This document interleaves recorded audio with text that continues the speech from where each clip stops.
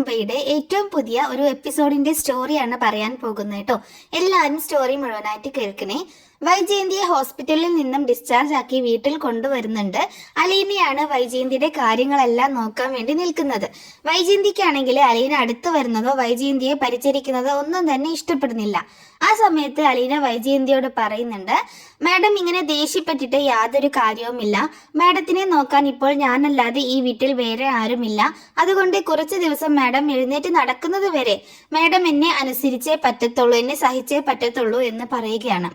അങ്ങനെ പറയുന്ന സമയത്ത് വൈജയന്തി മനസ്സിൽ ചിന്തിക്കുന്നുണ്ട്, ആ ബബിത ഇങ്ങോട്ടെങ്ങാനും വന്നിരുന്നെങ്കിൽ ഇവളുടെ പരിചരണത്തിന്റെ യാതൊരു ആവശ്യവും എനിക്ക് ഉണ്ടാവില്ലായിരുന്നു.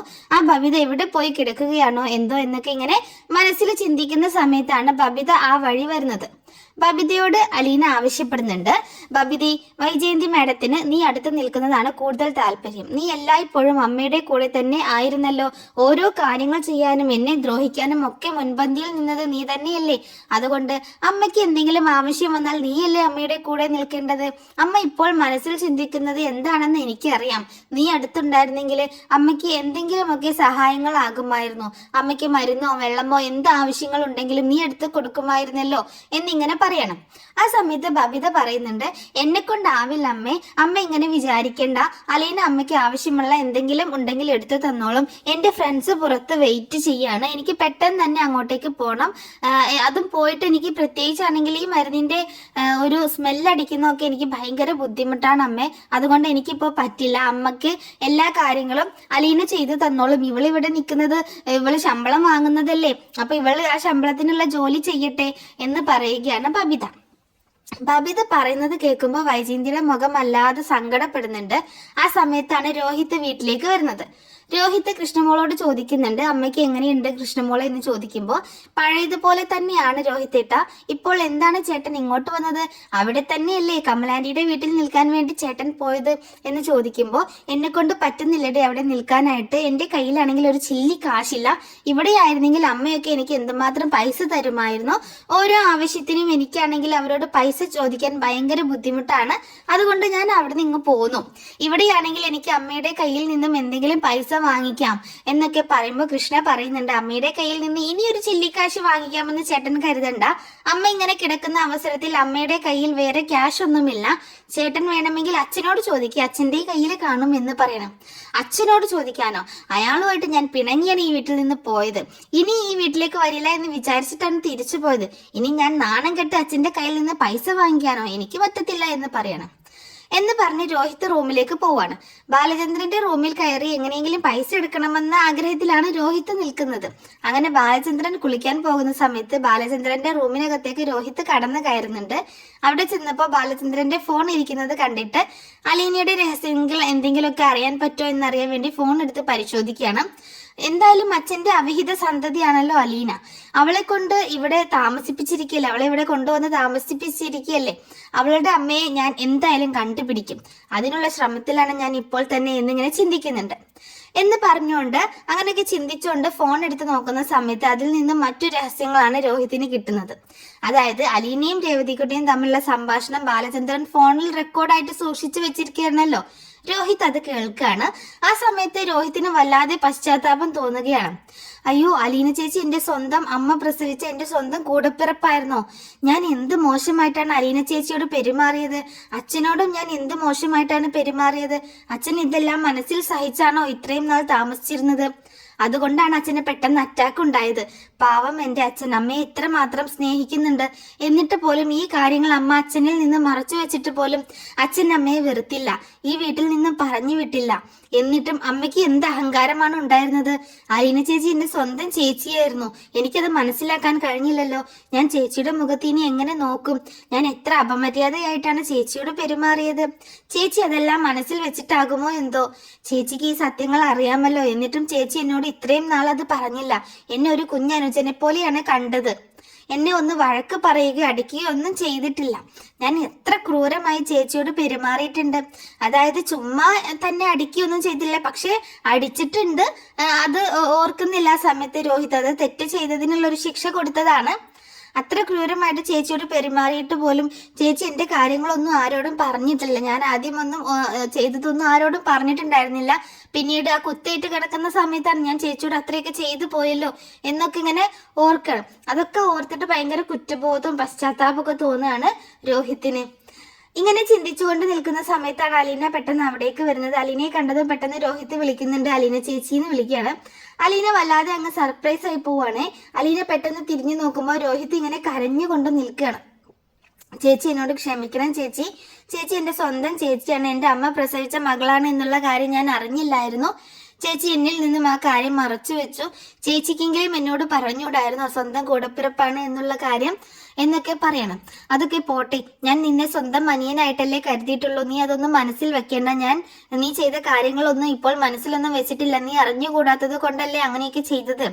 ഞാൻ അതൊന്നും കാര്യമാക്കുന്നില്ല, എങ്കിലും ഞാൻ എല്ലാം ക്ഷമിച്ചിരിക്കുകയാണ്, നീ അതൊന്നും മനസ്സിൽ വെക്കണ്ട, നീ എൻ്റെ കുഞ്ഞനുജൻ തന്നെയാണ് എന്നൊക്കെ പറയണം. എന്നിട്ട് പറയുന്നുണ്ട്, നിനക്ക് എന്തെങ്കിലും കഴിക്കാൻ വേണോ എന്നൊക്കെ ചോദിക്കുമ്പോൾ അലീന ചേച്ചി ഉണ്ടാക്കിയ ഫുഡ് ഞാൻ പല പ്രാവശ്യം എടുത്തെറിഞ്ഞിട്ടുണ്ട്, ചേച്ചിയുടെ മുന്നിൽ വഴക്കിട്ട് പോയിട്ടുണ്ട്, പക്ഷെ അതിനെല്ലാം എന്നോട് ക്ഷമിക്കണം. ഇനി ചേച്ചി എന്തുണ്ടാക്കി തന്നാലും ഞാൻ കഴിക്കും എന്ന് പറയണം. നിനക്ക് എന്താണോ കഴിക്കാൻ ഇഷ്ടം അത് പറഞ്ഞോ, അത് ഞാൻ ഉണ്ടാക്കി തരാം എന്ന് പറയുന്നുണ്ട്. അങ്ങനെ അലീന ഫുഡ് ഉണ്ടാക്കിക്കൊണ്ട് വരികയാണ്. രോഹിത്തിനോട് കഴിക്കാൻ പറയുമ്പോൾ രോഹിത് പറയുന്നുണ്ട്, അലീന ചേച്ചിയും കൂടെ ഇരുന്നോ, ഈ പ്ലേറ്റിൽ നിന്ന് കഴിക്കുക എന്ന് പറയുമ്പോൾ അലീനയ്ക്ക് ആകെ അതിശയം തോന്നുകയാണ്. അലീനയ്ക്ക് വാരി കൊടുക്കുന്നുണ്ട് രോഹിത് എന്നിട്ട് കേട്ടോ. അപ്പോൾ അലീന രോഹിത്തിനോട് ഒരു കാര്യം പറയുന്നുണ്ട്, മോനെ നീ ഞാൻ സ്വന്തം ചേച്ചിയാണെന്ന് അറിഞ്ഞു, പക്ഷെ ഇതൊരിക്കലും അമ്മയോട് പറയരുത്, അമ്മയ്ക്ക് ഇത് സഹിക്കാൻ കഴിയില്ല എന്ന് പറയാണ്. അങ്ങനെ വൈജയന്തിയോട് ഈ കാര്യങ്ങളൊന്നും പറയുന്നില്ല എന്ന് രോഹിത് അലീനയ്ക്ക് സത്യം ചെയ്ത് കൊടുക്കുന്നുണ്ട്. അതിനുശേഷം രോഹിത് റൂമിലേക്ക് പോവാണ്. ആ സമയത്താണ് ബബിത പുറത്തു പോയതിനു ശേഷം വീട്ടിലേക്ക് തിരിച്ചു വരുന്നത്. രോഹിത്തിനെ കണ്ട ഉടനെ തന്നെ ചോദിക്കുന്നുണ്ട്, നീ എന്താ പെട്ടെന്ന് തിരിച്ചു പോന്നത്? രോഹിത് കാര്യങ്ങളൊക്കെ പറഞ്ഞു കൊടുക്കുന്നുണ്ട്. എടാ, അങ്ങനെയെങ്കിലും ആ അലീനെ ഇവിടെ നിന്ന് പറഞ്ഞു വിടണം. എൻ്റെ കോളേജിൽ നിന്ന് കൂട്ടുകാരികൾ വരാനോ അല്ലെങ്കിൽ എനിക്ക് സ്വതന്ത്രമായിട്ടൊന്ന് ഫോൺ സംസാരിക്കാനോ പോലും അവൾ സമ്മതിക്കുന്നില്ല. രോഹിത്തേട്ടനും ഞാനും കൂടി കട്ടയ്ക്ക് നിന്നാലേ എന്തെങ്കിലും വഴി കണ്ട് അവളെ പറഞ്ഞയക്കാൻ പറ്റും. അതുകൊണ്ട് എങ്ങനെയെങ്കിലും നമുക്ക് അവളെ പറഞ്ഞയക്കണം. അമ്മ കിടപ്പിലായപ്പോൾ അവളാണ് ഇവിടുത്തെ കൊച്ചമ്മ, അവളെ എങ്ങനെയെങ്കിലും ഇവിടുന്ന് തുരത്തിയേ പറ്റത്തുള്ളൂ എന്ന് പറയണം. അതിന് ഞാൻ ഒരു മാർഗം പറഞ്ഞു തരാം, നീ അവളെ എന്തെങ്കിലും ദേഹോപദ്രവം ചെയ്യണം. ആ സമയത്ത് അവൾ പേടിച്ച് ഇവിടെ നിന്ന് പൊയ്ക്കോളും, അത് മറ്റാരോട്ടും അവൾ പറയുകയുമില്ല. അപ്പോൾ നമ്മൾ പറഞ്ഞു വിട്ടതാവുകയുമില്ല, അവൾ അവളുടെ സ്വന്തം ഇഷ്ടത്തിന് പുറത്തു പോവുകയും ചെയ്യും. അപ്പോൾ നീ അത് ചെയ്യുമോ രോഹിത്തേട്ടാ എന്ന് ചോദിക്കണം. അപ്പോൾ രോഹിത് ദേഷ്യത്തോട് കൂടിയിട്ട് പറയണം, ഇനി മേലില് അലീന ചേച്ചി ഈ വീട്ടിൽ നിന്ന് പുറത്താക്കാം എന്നുള്ള ഒരു കാര്യം ഇവിടെ മിണ്ടിപ്പോവരുത്. അമ്മ ഇത്രയും കിടപ്പിലായിട്ട് നിനക്കൊന്ന് തിരിഞ്ഞു നോക്കാനോ അമ്മയെ മരുന്ന് കൊടുക്കാനോ പരിചരിക്കാനോ അടുത്തിരുന്നൊന്ന് സ്നേഹത്തോടെ സംസാരിക്കാനോ നിന്നെ കൊണ്ട് പറ്റുമോ? ഇല്ലല്ലോ. അലീന ചേച്ചി സ്വന്തം മകളല്ലെങ്കിലും സ്വന്തം മകൾ ചെയ്യുന്നതിനേക്കാളും നന്നായിട്ടാണ് അമ്മയെ കെയർ ചെയ്യുന്നത്. അതിവിടെ ഈ വീട്ടിൽ മറ്റാരും തന്നെ ചെയ്യുന്നുമില്ല. അതുകൊണ്ട് ഇനി അലീന ചേച്ചി ഈ വീട്ടിൽ നിന്ന് പുറത്താക്കാം എന്നുള്ള കാര്യം ഈ വീട്ടില് ഒരൊറ്റ ആള് പോലും സംസാരിച്ചു പോവരുത്. അലീന ചേച്ചി ഈ വീട്ടിൽ കഴിഞ്ഞോട്ടെ, നമുക്കുള്ള ഭക്ഷണം ഉണ്ടാക്കി തന്ന് നമ്മുടെ സ്വന്തം ചേച്ചി പോലെ ഈ വീട്ടിൽ കഴിയും. അല്ലാതെ ആ ചേച്ചി ആരെയും ദ്രോഹിക്കുന്നില്ലല്ലോ. ഇത്രയും നാളും നമ്മളല്ലേ ചേച്ചി ദ്രോഹിച്ചുകൊണ്ടിരുന്നത്. അല്ലാതെ അലീന ചേച്ചി ഒരു വാക്ക് കൊണ്ടുപോലും നമ്മളെയൊന്നും ദ്രോഹിച്ചിട്ടില്ല, വേദനിപ്പിച്ചിട്ടില്ല. അതുകൊണ്ട് നീ ഇനി ഒരിക്കലും അലീന ചേച്ചി ഇവിടെ നിന്ന് പുറത്താക്കാം എന്നുള്ള കാര്യം അതിനെപ്പറ്റി ചിന്തിക്കുക വേണ്ട എന്ന് പറയണം. ആ സമയത്ത് ബബിത ചിന്തിക്കണം, ഇത് എന്ത് പറ്റി രോഹിത്തേട്ടന് ഇത്ര പെട്ടെന്ന് രോഹിത്തേട്ടൻ ഇങ്ങനെയൊക്കെ സംസാരിക്കാൻ കാരണം എന്താ? രോഹിത്തേട്ടന്റെ മനസ്സ് മാറിയോ എന്ന്.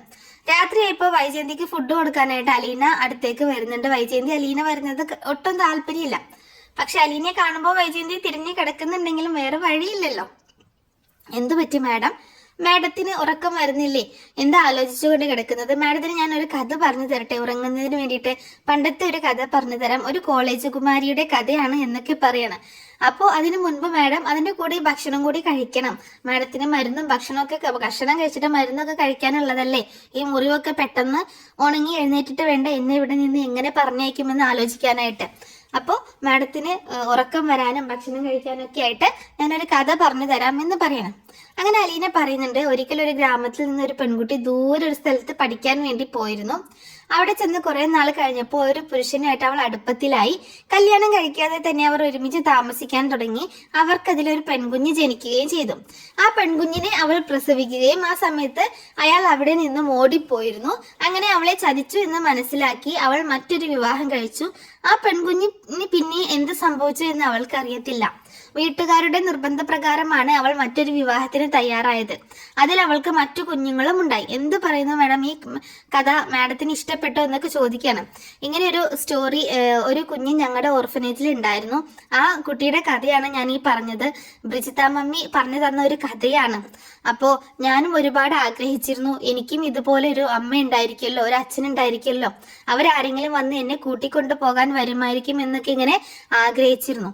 ഞാൻ പറഞ്ഞ കഥയിൽ ആ കുഞ്ഞിനെ കൂട്ടിക്കൊണ്ടു പോകാനായിട്ട് അവളുടെ അച്ഛനും അമ്മയും വന്നു. അതുകൊണ്ടാണ് ഞാൻ ഈ കഥ ഇങ്ങനെ ഓർത്ത് പറഞ്ഞത് കേട്ടോ എന്നൊക്കെ പറയുന്നുണ്ട്. ഈ കഥക്ക് ഇങ്ങനെ കേൾക്കുമ്പോൾ വൈജയന്തിയുടെ മുഖമൊക്കെ ആകെ പരിഭ്രമത്തിലാവാണ്. മാഡം എന്തിനാണ് ഇങ്ങനെ ടെൻഷൻ അടിക്കുന്നത്? ഞാൻ എൻ്റെ അനുഭവത്തിലുള്ള ഒരു കഥയാണ് പറഞ്ഞത്. ബ്രിജിത്ത മമ്മി ഞങ്ങളോട് പറഞ്ഞു തന്ന ഒരു കഥയാണ്, ഞങ്ങളുടെ കൂടെ ഉണ്ടായിരുന്ന ഒരു കുട്ടിയുടെ കഥയാണ് പറഞ്ഞത്. ഈ അവസ്ഥയിൽ മാഡം ആയിരുന്നെങ്കിൽ മാഡം എന്ത് ചെയ്തേനെ?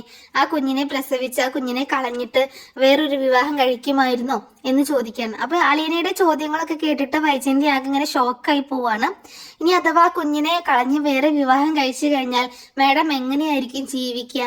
സന്തോഷത്തോടെയും സമാധാനത്തോടെയും ജീവിക്കുമോ? ആ കുഞ്ഞിനെ കുറിച്ച് ഓർക്കുമോ എന്നൊക്കെ ഇങ്ങനെ ഓരോന്ന് ചോദിക്കുകയാണ്. മറ്റൊരു വിവാഹം കഴിച്ചാലും എന്തൊക്കെയായിരിക്കും മാഡത്തിന്റെ ചിന്താഗതി എന്നുള്ളതൊക്കെ അറിയാനായിട്ട് ഇങ്ങനെ ചോദിച്ചുകൊണ്ടിരിക്കുകയാണ്. അപ്പൊ അതൊക്കെ കേൾക്കുമ്പോൾ അലീന ഇങ്ങനെ ഓരോന്ന് ചോദിച്ചുകൊണ്ടിരിക്കുന്നുണ്ട്. അതൊക്കെ കേൾക്കുമ്പോൾ വൈജയന്തിക്ക് ഭയങ്കര ടെൻഷൻ ആവട്ടെ, മുഖമാകെ വിയർക്കുന്നൊക്കെ ഉണ്ട്. അയ്യോ മാഡം എന്തിനാ ഇങ്ങനെ വിയർക്കുന്നത്? ഞാൻ വെറുതെ ഒരു കഥ പറഞ്ഞതേ ഉള്ളൂ. പണ്ട് എവിടെയോ സംഭവിച്ച കഥ പറഞ്ഞതാണ്, ബ്രിജിത്ത മമ്മി പറഞ്ഞു തന്നിട്ടുള്ളതാണ്. ഞങ്ങളുടെ വീട്ടിൽ അവിടെ സ്നേഹനികേതനത്തിൽ ഉണ്ടായിരുന്ന ഒരു കുട്ടിയാണ്.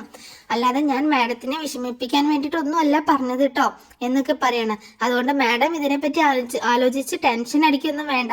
മാഡത്തിന്റെ മുഖം കാണുമ്പോൾ ഇത് മാഡത്തിനാണല്ലോ സംഭവിച്ചത് എന്നതുപോലെ ഉണ്ടല്ലോ, അങ്ങനെയാണ് മാഡം ഇങ്ങനെ കാണിക്കുന്നത്. ഇനി മാഡം അതൊന്നും ആലോചിക്കണ്ട, സുഖമായിട്ട് ഉറങ്ങിക്കോ എന്നൊക്കെ പറഞ്ഞിട്ട് അലീന അവിടെ നിന്ന് പോവാണ്. ഇത്രയും കാര്യങ്ങൾ കേട്ടപ്പോൾ വൈജയന്തി ആകെ പരിഭ്രമിച്ചു പോവാണ്. വൈജയന്തി മനസ്സിൽ ചിന്തിക്കുകയാണ്, ഇവൾ എങ്ങനെയാണ് ഈ കഥകളൊക്കെ മനസ്സിലാക്കിയത്? എന്റെ ജീവിതത്തിൽ നടന്ന സംഭവങ്ങളാണല്ലോ ഇവൾ പറഞ്ഞത്. ഇവൾക്ക് എങ്ങനെ അറിയാം ഈ കാര്യങ്ങളെല്ലാം? ഇതെല്ലാം അറിഞ്ഞുകൊണ്ടാണോ ഈ വീട്ടിൽ ഇവൾ വേലയ്ക്ക് വന്നത്? എനിക്കറിയില്ല ഇവൾ ആരാണെന്ന്. ഇങ്ങനെയൊക്കെ ചിന്തിച്ച് വൈജയന്തി ആകെ ടെൻഷനായിട്ട് കിടക്കുക കേട്ടോ.